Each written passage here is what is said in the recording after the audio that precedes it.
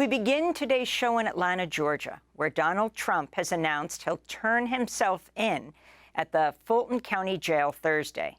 Trump's bond has been set at $200,000.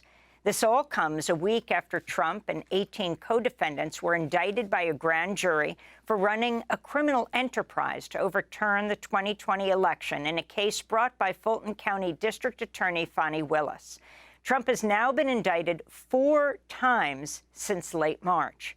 But unlike the other indictments, this will be the first time he must pay cash bond.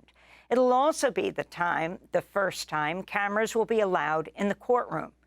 Joining us in Atlanta is George Chidi, independent journalist in Atlanta, writes the Atlanta Objective Substack newsletter, and is co-host of the podcast King Slime.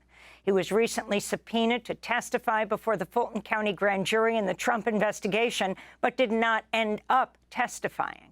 In December 2020, he stumbled upon a secret meeting at the Georgia State House of Republicans plotting to overturn the election by submitting a slate of fake electors.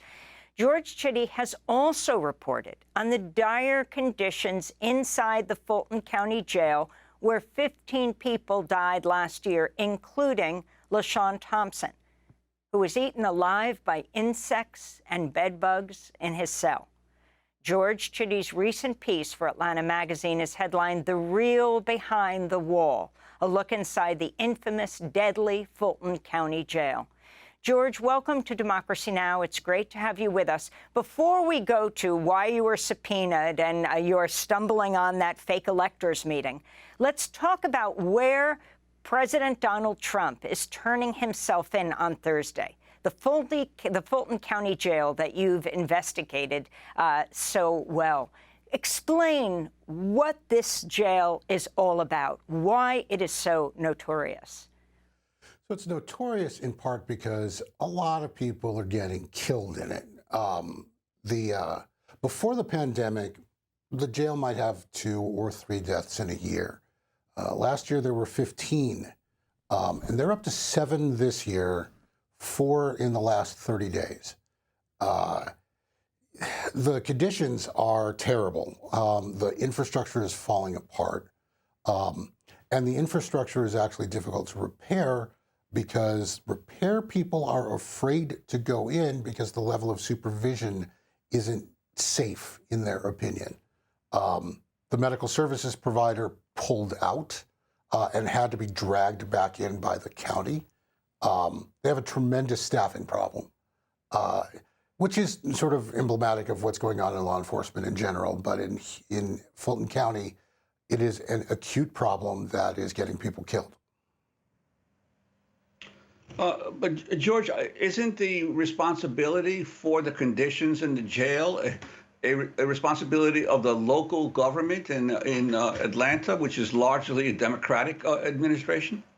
Well, that's correct. The sheriff is elected. The sheriff is a Democrat. The mayor is a Democrat. The city's administrative bodies are all run by Democrats for the most part. Like, we're talking about a systemic problem that is expressing itself, in a problem in the jail. That jail is overfull because it's overfull with people who largely shouldn't be there. The most common charge for somebody being jailed is criminal trespassing, which could be, painting something on a wall. Shoplifting, 5% of the people in there are in there for shoplifting charges, including the fellow who died last Thursday. Last month, the Justice Department announced it's opened a civil investigation into the conditions in the Fulton County Jail in Georgia. This is Assistant Attorney General Kristen Clark.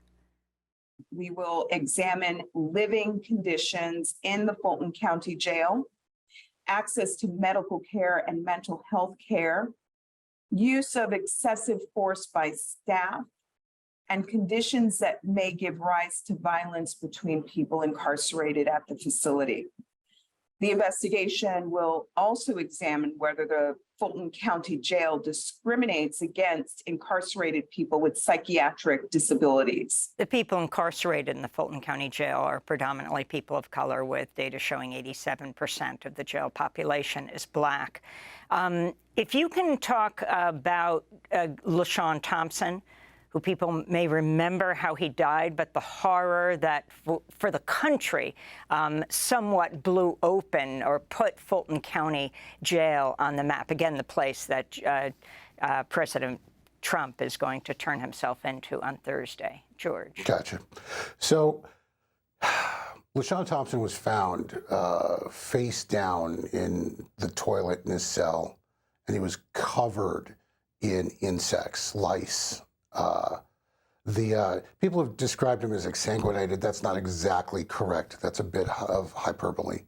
But he died in squalor. He died like no human being should. And he died in part because, you know, a jailer wasn't checking on him regularly. He was in their psych ward, and they missed him because there was negligence. And plainly there was negligence because the county just settled for $4 million in that case. But he's one of 15 people. And when you start drilling down into the other deaths that have occurred, 2 people were murdered. One was strangled in his bed. People are dying of preventable illnesses, and a lot of it is tied to mental health problems. The jail is the largest mental health provider in this county, and that's a tragedy all on its own and has to stop.